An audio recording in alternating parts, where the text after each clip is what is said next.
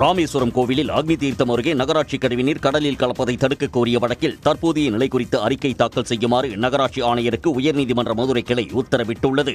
அக்னி தீர்த்தம் அருகே நகராட்சி கழிவுநீர் கடலில் கலப்பதை தடுக்க அதிகாரிகளுக்கு உத்தரவிடக் கோரி சமூக நல ஆர்வலர் யானை ராஜேந்திரன் வழக்கு தாக்கல் செய்திருந்தார்.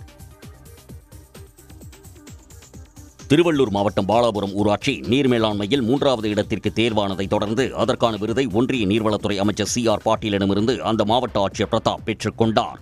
இந்தியா முழுவதும் நீர் மேலாண்மையில் சிறந்து விளங்கும் மாநிலம், மாவட்டம், ஒன்றியம், ஊராட்சிகளுக்கு ஆண்டுதோறும் தேசிய நீர் விருதுகளை ஒன்றிய அரசின் ஜல்சக்தி அமைச்சகம் வழங்கி வருகிறது. அந்த வகையில் இந்த ஆண்டுக்கான 6வது தேசிய நீர் விருது வழங்கும் விழா டெல்லியில் நடைபெற்றது. தூய்மை பணியாளர்களுக்கு 3 வேளை உணவு வழங்கும் திட்டத்தை அறிவித்த முதலமைச்சர் மு.க.ஸ்டாலினுக்கு தமிழ்நாடு தூய்மை பணியாளர் நலவாரிய தலைவர் ஆறுசாமி நன்றி தெரிவித்தார். எந்த நாட்டு பேரரசுகளுக்கும் உதிக்காத திட்டமாக 3 வேளை உணவு வழங்கி தூய்மை பணியாளருடைய வயிற்று பசியை போக்கிய ஒரே ஒரு தலைவர் திராவிட மாடல் ஆட்சி நடத்தி கொண்டிருக்கிற ஐயா தளபதி மட்டும்தான் என்பதை உங்களுக்கு நான் தெரிவித்துக் கொள்ள கடமைப்பட்டிருக்கிறேன். ஒட்டஞ்சத்திரம் நகராட்சியில் பணியாற்றும் சுமார் 200க்கும் மேற்பட்ட தூய்மை பணியாளர்களுக்கு நலத்திட்ட உதவிகள் வழங்கும் விழா தூய்மை பணியாளர்கள் நலவாரிய தலைவர் ஆறுசாமி தலைமையில் ஒட்டஞ்சத்திரம் தாராபுரம் சாலையில் உள்ள தனியார் திருமண மகாலில் நடைபெற்றது. தூத்துக்குடியிலிருந்து இலங்கைக்கு ஃபைபர் படகில் கடத்திச் சென்ற பீடி இலைகளை சுங்க இலாக்கா அதிகாரிகள் பறிமுதல் செய்தனர். சுங்க இலாக்கா அதிகாரிகள் படகில் ரோந்து பணியில் ஈடுபட்டிருந்தனர். அப்போது நடுக்கடலில் ஒரு ஃபைபர் படகு ரோந்து படகை கண்டவுடன் வேகமாக சென்றது. சுமார் 45 நிமிடங்கள் விரட்டிச் சென்று காசுவாரி தீவு அருகே ஃபைபர் படகை மடக்கி பிடித்தனர். உள்ளே இருந்து 20 லட்சம் ரூபாய் மதிப்பிலான 2500 கிலோ பீடி இலைகள் மற்றும் 8 கேன்களில் 400 லிட்டர் பெட்ரோல் பறிமுதல் செய்யப்பட்டது. கடத்தலில் ஈடுபட்ட 2 கைது செய்தனர். உலக பாரம்பரிய வாரத்தை முன்னிட்டு மாமல்லபுரத்தில் உள்ள பல்லவ மன்னர்களின் கலைச்சின்னங்களை இன்று கட்டணமின்றி கண்டு ரசிக்கலாம் என தொல்லியல் துறை தெரிவித்துள்ளது. மாமல்லபுரத்தில் கடற்கரை கோயில், 5 ரதம், அர்ஜுனன் தபசு, கிருஷ்ண மண்டபம், வெண்ணெய் உருண்டை பாறை உள்ளிட்ட குடவரை சிற்பங்கள் அமைந்துள்ளன. இவற்றை தொல்லியல் துறை பாதுகாத்து பராமரித்து வருகிறது. சிற்பங்களை அருகில் சென்று கண்டு ரசிக்க சுற்றுலா பயணிகளுக்கு 40 ரூபாய் வசூலிக்கப்படுகிறது.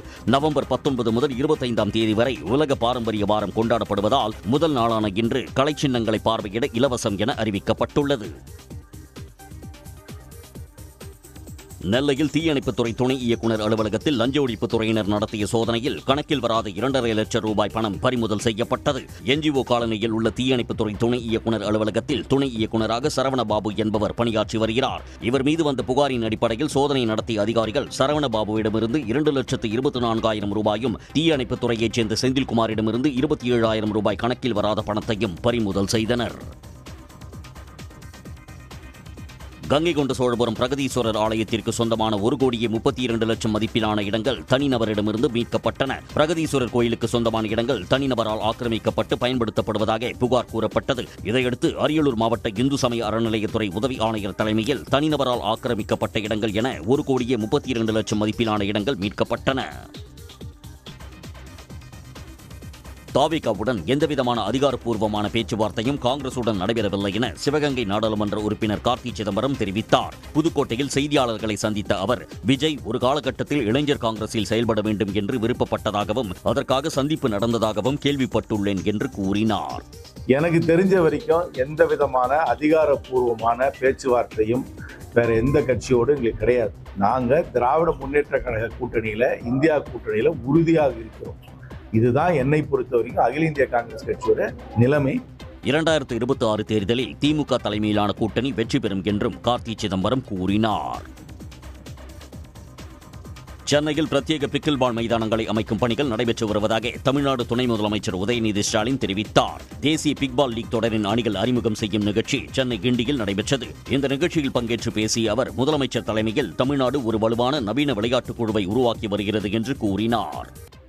சென்னையில் நடந்த ஆணழகன் போட்டியில் பெரியவர்களுக்கு இணையாக தன்னுடைய உடல் கட்டமைப்பை வெளிப்படுத்திய பள்ளி மாணவனின் வீட்டிற்கு நேரில் சென்று காவல் ஆய்வாளர் வாழ்த்தினார்.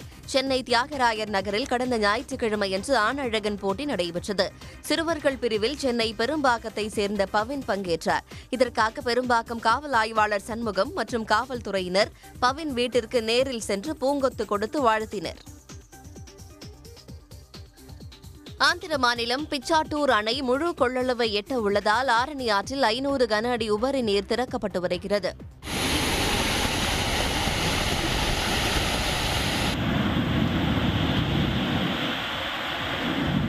ஆந்திர மாநிலத்தில் பெய்து வரும் மழை காரணமாக பிச்சாட்டூர் அணைக்கு நீர்வரத்து 500 கன அடியாக வந்து கொண்டிருக்கிறது. அணையின் பாதுகாப்பு கருதி அப்படியே 500 கன அடி ஆரணி ஆற்றில் வெளியேற்றப்படுகிறது. நீர்வரத்து அதிகரித்தால் உபரி நீர் வெளியேற்றம் அதிகரிக்கப்பட வாய்ப்புள்ளதாக அதிகாரிகள் தெரிவித்துள்ளனர். குமரி மாவட்டத்தில் தொடர் கனமழை காரணமாக ரப்பர் பால் வெட்டும் தொழில் பாதிக்கப்பட்டுள்ளது. பேச்சிப்பாறை, பெருஞ்சாணி, கோதையாறு உள்ளிட்ட மலை கிராமங்களில் பல்லாயிரக்கணக்கான மக்கள் ரப்பர் விவசாயம் மூலம் லாபம் ஈட்டி வருகின்றனர். இந்த நிலையில் மாவட்டத்தின் மேற்கு தொடர்ச்சி மலையோர பகுதிகளில் மழை நீடித்து வருவதால் ரப்பர் பால் வெட்டும் தொழில் நிறுத்தப்பட்டது. இதனால் தொழிலாளர்கள் வாழ்வாதாரமின்றி வீடுகளில் முடங்கியுள்ளனர்.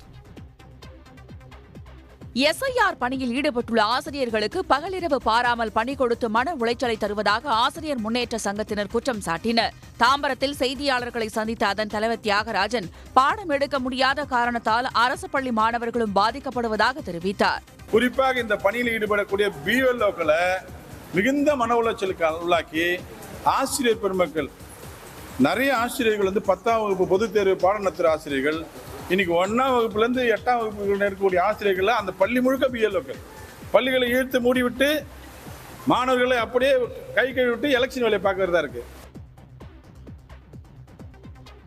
திருவண்ணாமலையில் குபேர கிரிவலம் வெகு விமர்சையாக நடைபெற்றது. ஏராளமான பக்தர்கள் நீண்ட வரிசையில் நின்று குபேரலிங்க ஈஸ்வரரை தரிசித்தனர். கிரிவல பாறையில் உள்ள 7வது லிங்கமான குபேரலிங்க திருக்கோயில் திறக்கப்பட்டு லிங்கத்திற்கு பல்வேறு வாசனை திரவியங்களை கொண்டு சிறப்பு அபிஷேக ஆராதனைகள் நடைபெற்றன. வெண்பட்டு உடுத்தி வெள்ளி நாக கிரீடத்துடன் குபேரலிங்க ஈஸ்வரர் பல்வேறு மலர் மாலைகளோடு பக்தர்களுக்கு காட்சியளித்தார். சென்னையில் பிரத்யேக பிக்கில் பால் மைதானங்களை அமைக்கும் பணிகள் நடைபெற்று வருவதாக தமிழ்நாடு துணை முதலமைச்சர் உதயநிதி ஸ்டாலின் தெரிவித்தார். தேசிய பிக்பால் லீக் தொடரின் அணிகள் அறிமுகம் செய்யும் நிகழ்ச்சி சென்னை கிண்டியில் நடைபெற்றது. இந்த நிகழ்ச்சியில் பங்கேற்று பேசிய அவர், முதலமைச்சர் தலைமையில் தமிழ்நாடு ஒரு வலுவான நவீன விளையாட்டுக் குழுவை உருவாக்கி வருகிறது என்று கூறினார்.